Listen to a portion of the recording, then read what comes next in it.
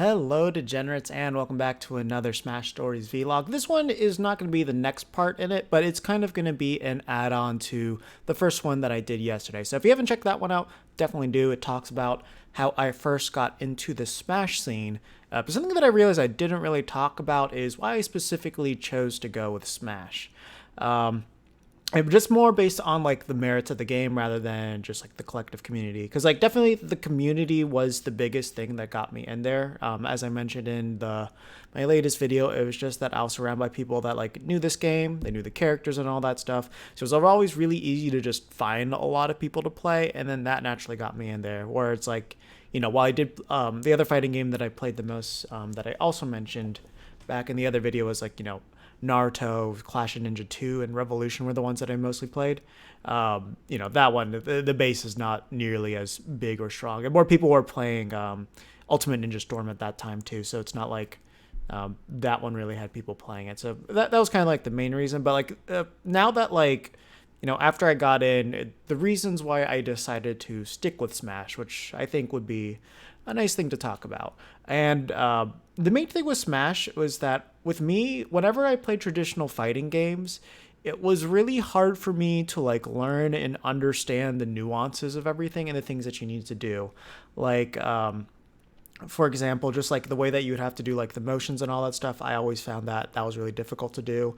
I didn't really have too much exposure playing with arcade sticks. Because, like, unfortunately, in the area that I grew up in, or at least where the arcades that I went to, they didn't really have fighting games in them. I might have mentioned this in my last video. I don't remember exactly, but like the GameWorkses that I had that I would go to, they just they did not have fighting games. Like, there was only one Marvel 2 cabinet at the one that I would go to, which was the one over in Sawgrass Mills. There was one Marvel 2 cabinet. And the cool thing is, like, I still have faint memories of just like times where there would just be like a large crowd gathered around that. So I did get to see a little bit of that arcade culture with that, but that was like really about it. And when I would play that game, I would just mash buttons. I had no idea what I was doing, but things were happening, things were flying, and it was a lot of fun. And like the other games, like Soul Calibur 2, I didn't own. I had a friend that had that, so it's not like I could really stay at home and practice it. I found it fun, but I didn't really know what I was doing. I was just kind of mashing like one combo with like either Kilik or like Raphael, or no, it was Kilik and then like Siegfried. But yeah, it's just like I didn't have consistent people to play those with, or people like that knew what they're doing and want to get better at those. So it's like that's kind of the main reason why I didn't get to those initially. But with Smash, it was really easy for me to understand and play. Like, I've been playing platformers my entire life, like 3D Mario games, like the 2D platformers too, like the Mario ones there, Pac-Man World, things like that. So it's like I was already accustomed, like comfy with like the way that the movement worked in that game. And I think another thing too is just getting into the scene at the time I did was also just like the perfect thing to like help slowly introduce to me like how to play this game too. Because, like, while there was a lot of references on Smashboards in particular, without me fighting, like, the Smash Dock and all those things, I wouldn't have really found the references to lead me there. Because, like, things like, IGN and those other gaming outlets, they didn't really talk too much about, like, the competitive aspects of the game, at least in the articles that I would go over and see. But of course, I was lucky enough to see the Project M one. So, I didn't really understand the utilization of advanced tech and all those things. And I really do thank Project M a lot for just kind of really wanting me to get into it. Because I think if I saw Brawl gameplay, I don't think I really would have gotten as much into the game if I saw it. But with Smash 4 coming up, I think I was guaranteed to just kind of go in there and just figure out everything that the game had to offer. Because, like, once I saw the trailers for Project M and they kind of broke down more of the mechanics of the characters, I saw the tournament play, and then also with like the expansion of those mechanics within the Smash documentary, I just kind of learned about like a whole new world of like a way of just like playing the game, and just really like expanded what I thought the possibilities could be with playing with it. And I imagine a lot of people that first get into specifically Melee and Project M like really get that understanding more. The main thing with like Smash 4 that I feel like was like really highlighted with that game was just like the different elements of the different play styles that were very apparent with all the characters that they had. Like in particular, Duck Hunt doesn't play like anything like the rest of the cast. Rosalina played nothing like the rest of the cast too. like every character kind of had like a set game plan in there, and for the most part, how good that character was determined by like how good that set game plan was against the cast in your matchups, and that would kind of determine whether they could succeed in that meta or not. And I felt like that one was like way more inducive of a traditional fighting game rather compared to like Melee and Project M. Because like one thing that I absolutely adored about Project M, especially like after I learned more about Melee, was just like how viable the entire cast was, and that was something that I really appreciated. Because as I mentioned in my first video, the first character that I played was Roy, and if you don't know anything about him, he's hot cheeks in Melee. Like one day, I want to do a breakdown of just how poorly designed he is in that game, but I still find he's still my favorite character to play in that game. I just find the movement with Roy to be just like one of the funnest things out there.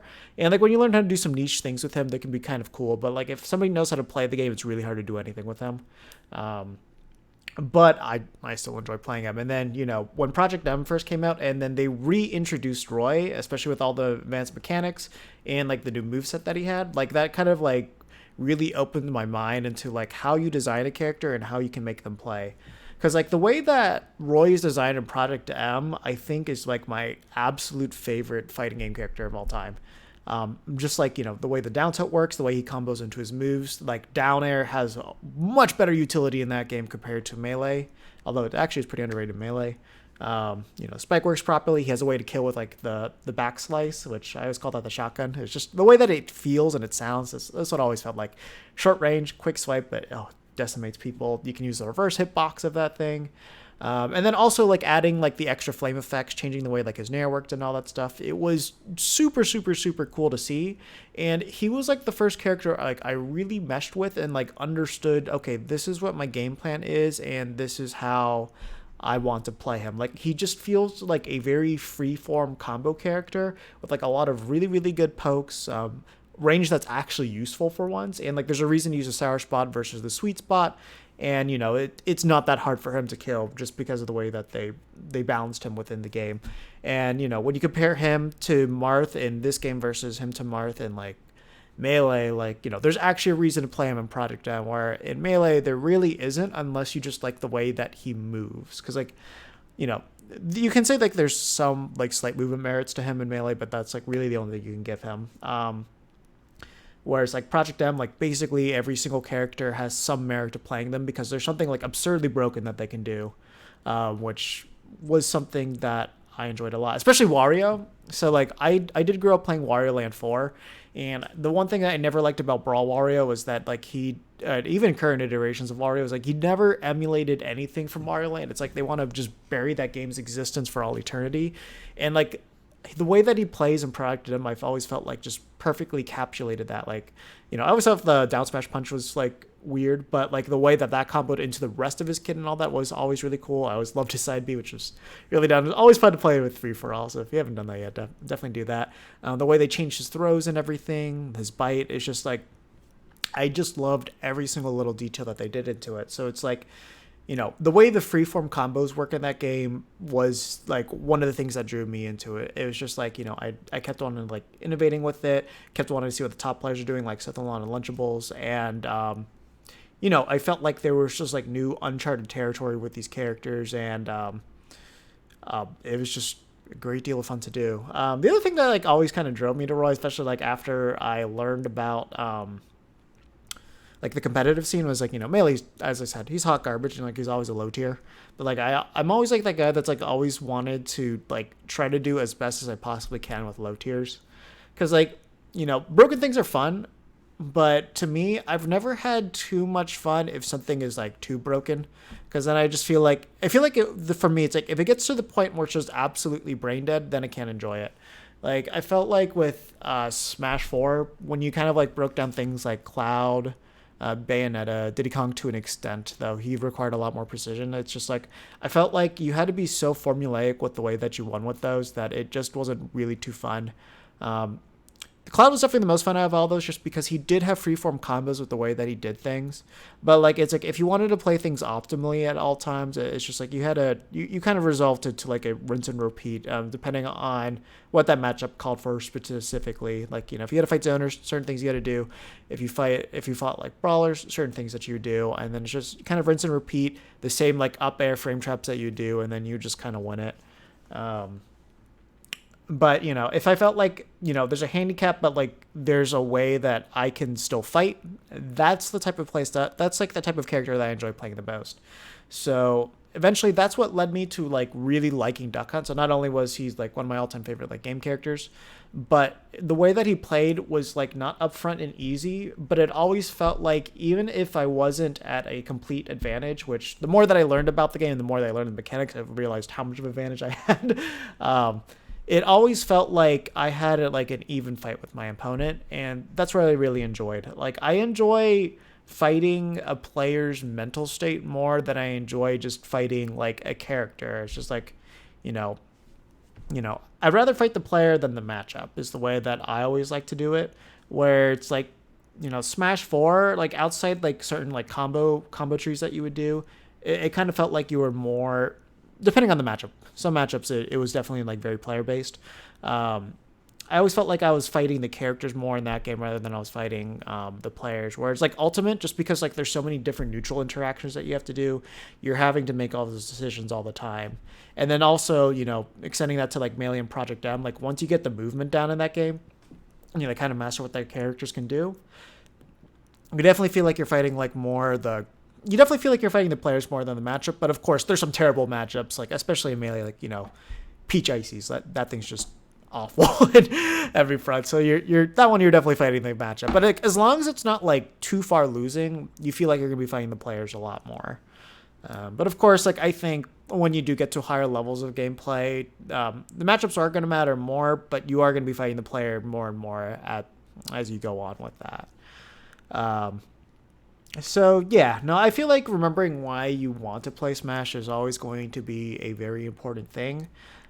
With me, I've gotten to the point where it's like I really love the direction that Ultimate took in terms of their gameplay, because like I really value like the mind game mix-ups that you do with everything with it. And I don't remember if I said this in my last video. I don't think people give Ultimate enough credit with like the amount of mix-up that you have to do. The one thing that I don't like is the amount of input delay you have. So on Wi-Fi, that definitely gets like exacerbated even more, where it's like if you want to react to something, that input delay will literally like kill the whole reaction-based gameplay that you might want to use. Where if you go offline, you can definitely do your reaction-based gameplay, but it's like just a tad bit slower than you'd want it to be. But Ultimate, it's like kind of Ultimate Wi-Fi, it's kind of overkill there. But it's like, there's a lot of characters where they kind of have to commit to where they're reading you when you're in disadvantage. And that's something that I liked a lot. So it's like you have to like really understand your opponent's mentality, and you really have to keep breaking it down over and over again in order to like really take advantage over them. But of course, you do have those characters that can just kill you off of one hit in that game, because that's the way that some Smash games work. And I really enjoy that. Like Ultimate, I feel like there's just like a lot of distinct play styles with each character. And I do feel like the characters are nuanced enough that you can do a lot of things to differentiate yourself. Unless you're playing certain ones. Like Palutena, the way that you'll open up your neutral exchanges will kind of be different between players. However, like once you get one Nair going, all Nair trains are going to basically look the same after that. Which is, I think that's like the one thing that Ultimate's lacking, is just I would like more varied combo trees with them. Some characters definitely have that, like Chrom can definitely do it, Roy can definitely do it. Duck Hunt has like a plethora of things that he can do. Rule has a pretty good amount of things that he can do too, because like he does like 1 or 2 hit combos, but then it's like there's kind of like string mix-ups that he can do after that, which are really neat. Outside the dare combos, those are just kind of dead, but even those, you do have to read like the tech options that they do, which that does add at least one layer of interactivity when you're in disadvantage, which that I really enjoy. That's just an aspect that I really enjoy. It's like with Smash, I do want to get better at Melee.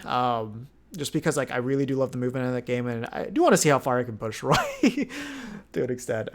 Like I've gotten to the point where it's like I've practiced him way more than I have like my Marth or my Falco, which are like the main top tiers that I used, where it's just like he just feels so much better than them, though he's definitely so much worse. Because like I don't think I'm ever gonna take like Melee like 100% seriously, where it's like, oh, I want to go and I want to win like Genesis or something like that. I don't think I'm ever gonna do that. Ultimate, I do want to push the metagame as much as I can with Duck Hunt and K. Rool. Those are the two characters that I'm definitely 100% focused on. Unless there's like a DLC character that I really want to play, then I'll move on to them. Just because, I do want to expand, people's like minds on what you can do when you play Ultimate. So those are kind of the reasons why I stuck around with that. And then in Smash 4, the main thing that I really wanted to do in that game was like kind of prove what you could do with like innovating what you can with Duck Hunt. And I'm definitely going to go more in depth with everything that happened with Duck Hunt at some point in the future. So definitely hope you guys look forward to that. With this video out of the way, let me know in the comments below what makes you guys continue to play Smash. Weren't too many comments on the first one, but what got you into Smash 2, and why do you strive to continue playing the do, and why do you play the characters that you do too? Definitely really interested to hear all your thoughts on that, especially since this is a mostly Smash centric channel. So I imagine you guys have your own thoughts on all those things. Let me know. And yes, the next one will definitely be more about the rise of me being involved with the Duck Hunt Discord. So it's going to be the next main part. And of course, we're going to have the match critique tonight. So be there for that one at 7 o'clock. And of course, they're going to be uploaded here. And I haven't decided on what's the next Smash guide I'm going to do yet. But of course, that'll be posted here whenever it's ready. So until then, hope you guys enjoyed that and take care of yourselves until the next one.